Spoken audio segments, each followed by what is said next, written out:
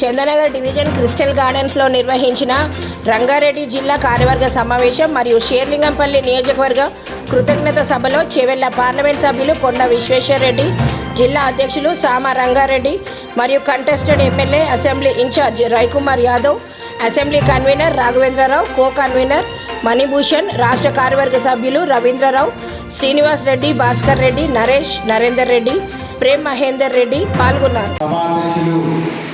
రంగారెడ్డి జిల్లా అధ్యక్షులు సామరంగారెడ్డి గారికి, వేదికపై ఉన్న పెద్దలు కన్వీనర్ గారు, ఫ్లోర్ లీడర్ నరసింహారెడ్డి గారు, మరి మన గౌడ్ సాబ్ రవీందర్ గౌడ్ గారు, మణిభూషణ్ గారు, మన సభకు నమస్కారం. అందరు సీనియర్ నాయకులందరికీ కూడా ఆల్రెడీ లీడ్ అయిపోయింది. మరి ఈరోజు జిల్లా కార్యవర్గ సమావేశంలో అన్ని అంశాల మీద మరి చాలా చక్కగా మాట్లాడుకున్నాం. జిహెచ్ఎంసీ మీ అందరికీ తెలుసు, మనం గత 3 సంవత్సరాల కింద జిహెచ్ఎంసీ ఎలక్షన్ జరిగినాయి. దాని తర్వాత మరి ఈరోజు వరకు కూడా ఆ సమస్యలు ఎక్కడ ఉన్నాయి అక్కడే ఉన్నాయి. మొన్న ఎమ్మెల్యే ఎలక్షన్స్ అప్పుడు కూడా మనం పదే చెప్పినాం. మరి ఇక్కడ జిహెచ్ఎంసీ నిధులు అన్నీ కూడా తీసుకుపోయి ఓల్డ్ సిటీలో ఇక్కడ ట్యాక్సులు కట్టేది మనమే.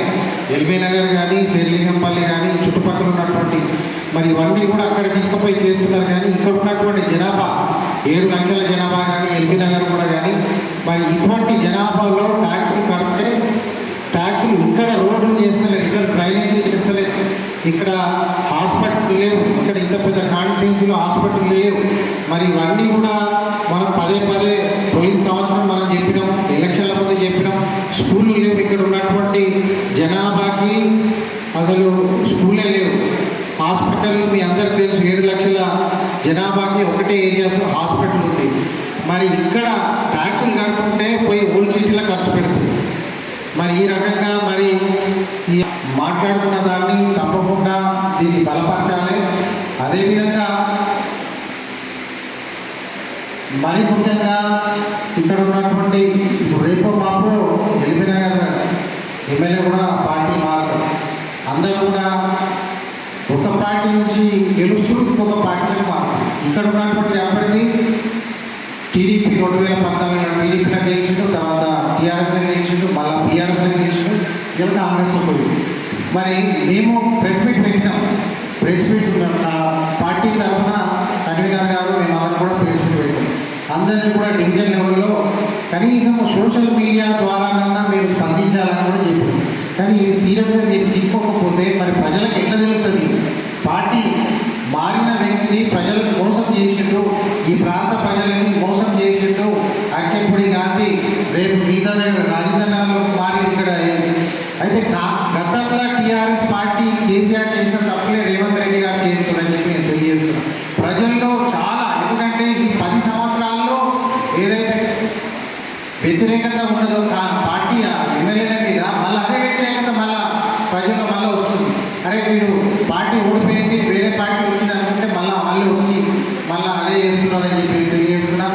మరి దీని మీద మరి అందరూ కూడా ఇక్కడ మన కాన్స్టిట్యున్సీలో ఎవరైతే రాబోయే రోజుల్లో మరి జిహెచ్ఎంసీ ఎలక్షన్స్ వచ్చినాయి, ఇంకా సంవత్సరంన్నర కింద ఇంతకుముందు కొండ విశ్వేశ్వరరెడ్డి గారు ఏమన్నారు, నేను గెలిచిన ఎంపీలకి గెలవని ఎంపీలకి డిఫరెన్స్ ఏంటి అంటే, గెలిచిన ఎంపీలు సంవత్సరం ముందు నుంచి 6 నెలల ముందు సంవత్సరం నుంచి పనిచేస్తారని చెప్పి గెలవని ఎంపీలు 3 నెలలు 2 నెలల ముందు 2 నెలల ముందు టికెట్ వచ్చింది, అందుకే గెలవలేకపోయినది.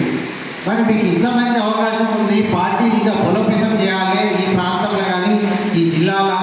మరి మీరందరూ కూడా మరి ఎమ్మెల్యే మారితే స్పందించకుండా, సమస్యల మీద స్పందించకుండా, మరి కన్వీనర్ గారు ఒక మెసేజ్ పెడితే ఆ మెసేజ్కే మీరు ఫోటో తీస్తూ పేపర్లో వస్తుంది, ఫోటో తీయాలి, సోషల్ మీడియాలో పెడతారు. మీ అందరూ మీరే మరి ప్రజల్లోకి వచ్చి ప్రజా సమస్యల గురించి మాట్లాడి, మరి డ్రైనేజ్ విషయమే కానీ, రేషన్ కార్డుల విషయమే కానీ, మరి ఎలక్ట్రిసిటీ విషయమే కానీ, ఇవన్నీ కూడా మీరు బస్తీల్లో కానీ డివిజన్లో కానీ మీరు తప్పకుండా ఇవి తీసుకోవాలని చెప్పి తెలియజేస్తున్నాను. ఏ నెలల కింద టీఆర్ఎస్ పార్టీ వదిలిన తర్వాత కాంగ్రెస్ పార్టీ ఏదైతే వచ్చిందో 6 గ్యారెంటీలు కాదుగా ఏ గ్యారెంటీ రాలేదు, ఏ ప్రజలకు రాలే. ఇక్కడ ఉన్నటువంటి సిటీలో, మరీ ముఖ్యంగా సిటీలో జిహెచ్ఎంసీ ప్రాంతంలో ఏమీ కూడా డెవలప్మెంట్ కాలేదు, ఏమి కూడా అయితలేవు, కూడా ఫండ్స్ కూడా లేవు. మరి ఇప్పుడు ఇంత మంచి అవకాశాన్ని నేను భారతీయ జనతా పార్టీ బూత్ స్థాయి నుంచి మీరు మాట్లాడాలి, సోషల్ మీడియా ద్వారా మరి ప్రజల్లో ఉండాలని చెప్పి నేను తెలియజేస్తూ, మరి రాబోయే రోజుల్లో మరి పార్టీ అధ్యక్షులు కూడా నేను చెప్తున్నా, కొంతమంది ఎమ్మెల్యే ఎలక్షన్స్కి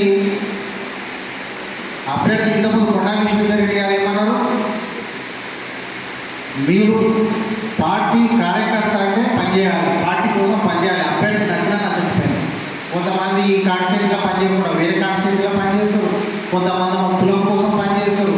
ఇది చాలా సీరియస్గా మీరు తీసుకోవాలని చెప్పి నేను తెలియజేస్తున్నాను. ఎందుకంటే ఈ వ్యవస్థ నాకు ఇది రేపు పొద్దున మళ్ళా కార్పొరేట్ టికెట్లు కావాలంటారు, స్టేట్ ఆఫీసులో పోస్టుల కోసం పోతారు.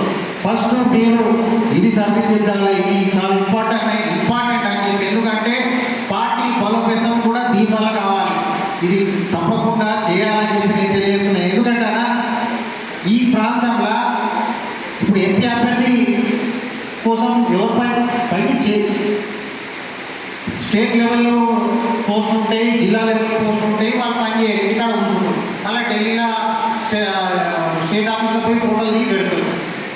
ఎమ్మెల్యే ఎలక్షన్కి పనిచేయరు, ఆడ పోయి పనిచేస్తారు, కులం కోసం పనిచేస్తారు, మా కులం అని చెప్పి ఇంట్లో కూర్చొని బయటకు పంపిస్తారు. ఏది వ్యవస్థ ఏంటి ఇది? మీరు ఇది చాలా సీరియస్గా తీసుకోవాలి. రేపు జిహెచ్ఎంసీ ఎలక్షన్ల మరి ఇప్పటికైనా సరిదిద్దాలని చెప్పి నేను తెలియజేస్తున్నాను. దాంట్లో మా అసెంబ్లీ నుంచి అశోక్ కుమార్ గారు మొదటి నుంచి గత 40 సంవత్సరాల నుంచి పార్టీ కోసం నిత్యం ఏ కార్యక్రమం ఉన్నా కానీ జెండా కండువా వేసుకొని ముందు కూర్చొని ఎంత కమిట్మెంట్ వర్కర్లు ఆయన చనిపోవడం చాలా బాధాకరం. ఆయన దాన్ని మేము మా నియోజకవర్గ తరఫున దాన్ని సానుభూతి తెలియజేస్తూ ఉన్నాం. ఆ సందర్భంగా మిగతా ఎవరైతే పార్టీ కోసం గతంలో పనిచేసి పార్టీతో చనిపోయిన కార్యకర్తలు వాళ్ళందరూ కూడా ఆత్మ శాంతించాలని చెప్పేసి వారి కోసం ఒక 2 నిమిషాలు అందరం మౌనం పాటించాలని అందించవలసిన కోరుతా ఉన్నాం. వారి కుటుంబాలకు ప్రగాఢమైన ప్రజలకు సంక్షేమ అమలందరూ కూడా సంక్షేమ కార్యక్రమాలు అందే విధంగా కార్యక్రమం కోసం కార్మిక సమావేశంలో చెప్పుకునే అవకాశం ఉంది. దాని సందర్భంలో కూర్చున్నాం కాబట్టి దయచేసి అందరూ సమన్వయంతోనే అందరూ కూర్చోవాలి. ఈ కార్యక్రమాన్ని మన ముందుకోవాలని తెలియజేస్తున్నాం. రాజకీయ తీర్మానం కూడా ప్రవేశపెట్టడం జరుగుతుంది. దాన్ని సురభి తీర్మానాన్ని ప్రవేశపెట్టే వారిని విజ్ఞప్తి చేస్తూ ఉన్నాం.